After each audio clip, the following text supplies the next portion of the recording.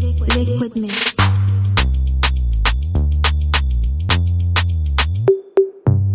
Kusan me yasa na tara ku gaba ɗayan ku? Ina so in ji korafin ku ne dukan ku. Jiya na zauna da daddare nayi nazari. Zan yi abin da ƙasata za ta yi fahari. Ina son kowane ɗan ƙasa ina biyan shi. Abin nufi zai fara ɗeban albashi. Mr. President, ka ɗebo abun nan da zafi. Ka bar su yadda suke ni ina ga yafi. Ta yaya za a ce wai kowa sai an biya shi? Bayan kusan ƙasar nan yadda take da bashi. Gwara ma maganan ka na ƙarin albashi. Magana ma na ƙarin albashi bai taso ba. Saboda za mu jikata president ka duba. Fanni na 'yan kasuwa ya kamata mu duba. Mu karbi nefa zai fi kawo riba. Kuna ta magana kun manta batun tsaro. Mun rufe boda amma har yanzu ba tsaro. Kuna son wata ƙasa da ce ƙasar mu ba tsaro? Ni ina ga yallaɓai kawai a inganta tsaro. Yallaɓai maganan da ake akan tsaro. Security ne ma fa suke karɓan cin hanci.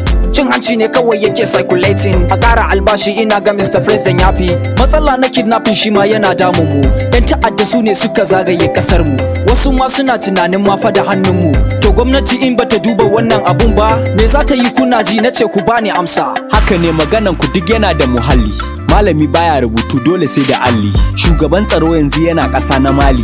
Gobe zai dawo jibi dole ne ma mu zauna.